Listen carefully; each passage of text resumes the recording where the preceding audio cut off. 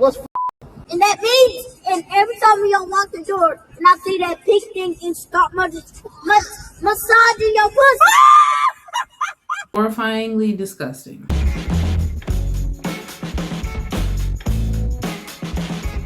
Hello all, and welcome back for another video. So today, the hubby and I are going to be strolling across another side of YouTube to Red Pill Reloaded, which I don't know if this is Tommy Sotomayor's channel or if it's somebody who just takes his videos from another site and then uploads it to YouTube. Whether that's the case or not, it's the first few minutes of this video here, and Tommy Sotomayor says black women are the lowest class females. Now, I'm not saying that I agree with that statement by any stretch of the imagination, but there's something that I want to highlight in this video because it's really important that we as black women don't behave like this. So let's check it out, shall we? Simply ask yourself, I know y'all hate me. Now ask yourself this question. What are we as black people known for around the world? What are Jews known for? What are Asians known for? Hell, what are Arabs known for? Now, what the are we known for? So y'all can have a problem with me all damn day. But there's a problem when you've seen so many black women twerking who are pregnant. There's a problem when Keke Palmer could have shown y'all how a relationship looks. And yet instead, she showed y'all that the only thing matter is if you happy. The downfall of the black race is the black women. The black women embarrass us way more than the black men do. They do. And y'all want to say anything you want to, but they do. Every time black women get something, the beg for it. And then when you get the black women who actually do something worth of, they walk away. Zendaya ain't out here begging for roles. Who did she get? A white man. Y'all never thought that was weird? When our classiest ones go and get them a white man. When Eve was dating black men, she was the pit bull in a skirt. When she got her a white man, she took all the tattoos off and started losing her Philly accent. How's that possible? You know why they do it, bro? Because we settle for ain't and they don't think we deserve anything other than ain't shit. They give us the worst of themselves. Why is it that white nerds can get black pussy, but black nerds can't get black pussy? Somebody tell me I'm lying. Black nerds can't get black pussy. White nerds can get black pussy. That's odd. I think we were just talking about that in another video the other day when we talked about that black man who hated being black. I mean, so far with what he said, do you find anything that you would say is incorrect or untrue? Okay, you know what? It's a lot to be said there. I don't like how it was said, but I think there is a level of truth to it. There's this notion going around that all black men ain't crap, but like I said, me, like I consider myself a nerdy black guy. I felt the dating game was kind of obscure too, even though everybody say I'm, light skin has that privilege or whatnot. I didn't encounter that. Okay, y'all want to go after that type of, I don't know, magnificent type guy rather than the nerdy guy. But I've seen some really corny white guys, and wow, how you get one that bad? So I'm like, and also he said about women embarrassing the black race.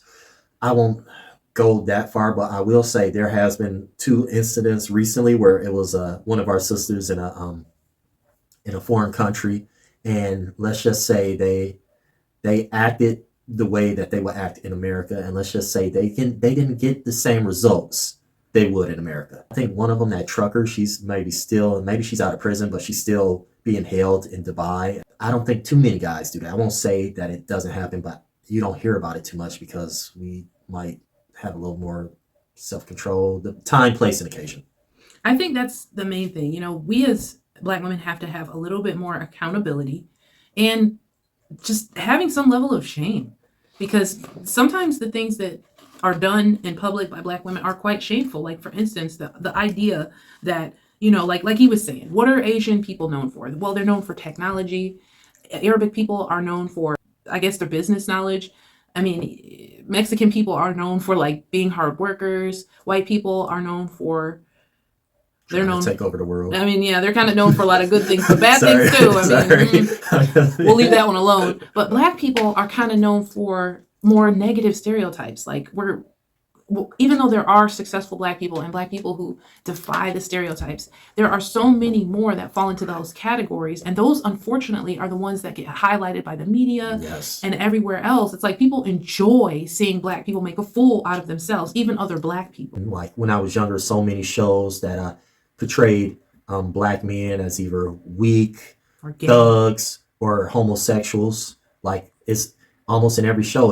I'm not gonna say every show, but a lot of shows now always has a gay Black Token guy. gay guy, for sure. I mean, you see it in even the movies. We just watched The Black and A the other day, and if you guys haven't seen it, I recommend it. It was kind of funny, and it had a lot of like Negative stereotypes. it about had us. that, but the racial undertones were like kind of funny, and Black people would get it. You know what I'm saying? Even mixed people were in the movie and were made fun of, so I enjoyed that too. But it's like, yeah, that's the thing. You always have the ghetto loud girl who gets into fights and cusses people out. You always have the Black guy that is looked at as the dirty dog.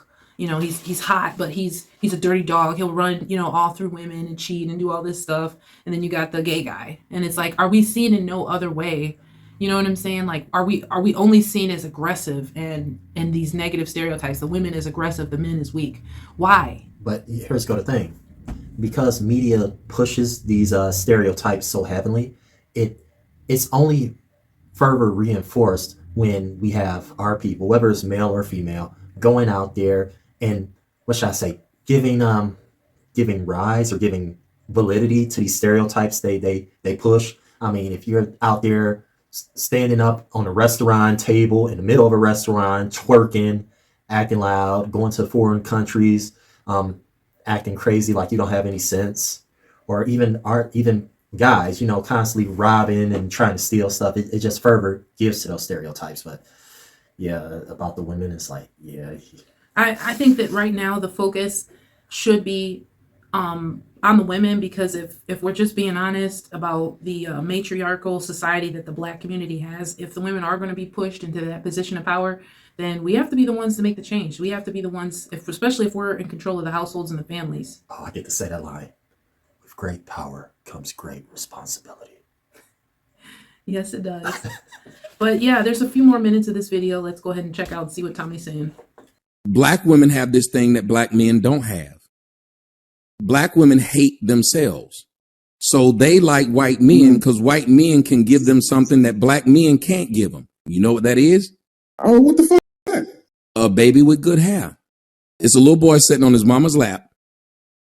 And listen. What's fucking? You take your pants off and then you start knocking the door. Yeah, all of y'all take your pants off and you start fucking. What? That means fucking,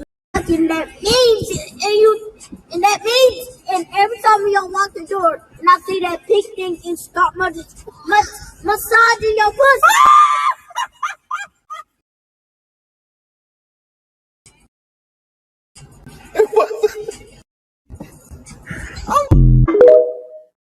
That was horrifyingly disgusting. You know what? Somebody needs to slap their parents, because you exposing your child had to learn that from somewhere. And don't get me wrong, children can pick up a lot of bad behavior from school, but to that extent, no. He obviously explained it because they've probably not been careful and allowed that child to walk in on them while they were having relations. And that's why I chose this video, because I'm like, you can't do stuff like that. You gotta lock doors. You gotta listen out for kids. If you got kids running around, you don't do stuff like that. But here's something that I want the viewers to notice. This is what I consider, in my opinion, bad parenting. Yes, what he said might have been funny, but at the same time, what he said was disrespectful. And at the same time, it's not something that a child should have said, nor language a child should have used. And as a parent, you should have addressed that. But instead, by you laughing, it's like you're reinforcing and basically condoning that behavior, which is only going to escalate as they get older. Yeah, absolutely, baby. I mean, I agree 100%. But one thing I will say that I don't agree with, that wasn't funny. That's like disgusting. And I mean, I can't call into question every part of their parenting, but that would make me like look at them sideways. Like, why does your kid, first of all, use that language? Number one, he's like 6 or 7 years old. And two, why does he know what a pink thing is and a PUSSY? He's obviously heard and seen some things, and that makes me feel like they might be pervy and weird and doing stuff in front of their kid. When I first entered the workforce, I worked for a clothing store, and the thing that shocked me, well, one of the things, because it was quite a few things that happened, but one of the things that shocked me the most was when my coworker, he pointed at this little girl, and he's like, "What's she doing?" And as me and him both watched her, she took a mannequin, a little child mannequin, took it down, stripped it, and then started rubbing her crotch against it. And me and him were both shocked, and our supervisor even saw it, and she was like, "Look," she's like, "somebody has to come get this kid." And it just made me realize, like, what are her parents allowing her to see? And you know what, maybe you're in a position where you're working and you're having somebody watch your kid, but even then you have to kind of grill that person, and you really know what's happening to your kids. Yeah. It's very important. Yeah, like you ask questions, and sometimes you don't want to ask questions like that, but you got to. You know, has anyone ever touched you to make you feel uncomfortable? Has anyone ever showed you anything that made you feel uncomfortable? You know, if a kid ever talks about like their crotch hurting or anything like that, you check it, you make sure, you don't let stuff slide, you don't ignore, you pay attention to your surroundings. At the end of the day, that's what you do. And the next part of this video, Tommy Sotomayor actually gives an instance that I would like to comment on because, well, obviously we're a married couple, so there might be something we could add to it. And just so y'all know, that is her page. She posted it. But if I say something about it, black hoes will come over here and get mad at me, talking about I'm trying to make black women look bad. Not them. She posted that. That's from her page. And the women in the comment section, not all, but the women in the comment section were sitting there talking about some, "Yeah, girl, he know too much. My son be doing that. They know too much. They know more than you think they know." You want me to tell you how we are as black people? How many times have y'all heard in these spaces? Anybody tell me I'm lying right now? Put your thumbs down if I'm lying. Put your thumbs up if I'm telling the truth. You can go to these black Twitter spaces and hear them talking about pussy, dick, and ass, and hear their children in the background screaming and crying. Tell me I'm lying. You don't even put your kids up, huh? Your kids got to hear this. And how many of y'all know what'll happen if you say something to a black woman about it? What will her response be if you just say, while y'all up there talking, "Ma'am, I don't feel comfortable talking about my dick when I know that your kids are listening"? I'll tell you a story about what happened to me when I was dating this black girl, beautiful black girl, bodybuilder. I like bodybuilders. Don't say nothing about it. She was like a gymnast. She looked like Simone Biles. Little short bitch with just a beautiful shape. We was in the living room and I was beating her back out, giving her the business, boy. And her little boy walked out of the bedroom, and he was about 5. He walked in the living room and he saw me behind his mama riding her ass like Seabiscuit. I immediately stopped, and there was nowhere for me to hide because I'm ass naked. So I just sat there and I looked, and I didn't move anymore. She said, "Javaris, go to bed." He cried, "Mama!" She said, "Go to bed." He went to bed. He went back in the room. He was crying. I thought she was going to get up, put on her clothes, and put that boy to sleep. Do you know what she said? "Keep going." So I kept going. Now I'm just with you. I actually stopped. I actually stopped, and it made her upset. I said, "You need to go check on your son." I said, "You need to go check on your son. This bitch got mad and wouldn't talk to me no more because I told that story on the show. Bitch, I didn't say your name. Okay, you first. I say, bull crap. He probably continued. You know what? And can you, I mean, okay, at the end of the day, I guess it's wrong either way, but the onus and the protection of the child should be on the parent. When we started dating, I had a less than 1-year-old, and so tough times. They were tough times because it would be a lot of times where, you think you put them to bed and they get up crying and whining and you got to get up and you got to take time away from whatever you were just doing, And, it takes a lot of patience for both parties. But as a mother, come on. You're supposed to take care of your children first. Let's just be real, and I get that. And it wasn't even sound like they were like dating. It just sounded like they were having sex. So it's like, why do you care more about sex with this guy than you do your actual child? Now, if it's on the flip side, why do you care more about that child than sex with that woman? I know, I'm a jerk. You said it like as far as him? Yeah. Now let's just be real. There were times where we were, being intimate and my child interrupted. I mean, we were just talking about that the other day about how, whenever I would come over his house at first, she would just immediately start crying. I think it was because she knew I was going to have to devote some of my attention that normally is all hers to someone else, to the point where he even peeped that, she would like latch on to me and look at him like, she's mine right now, And I mean, I don't know. I don't understand stuff like that. First of all, there would be no situation where I'm having sex in front of my child. 1. 2,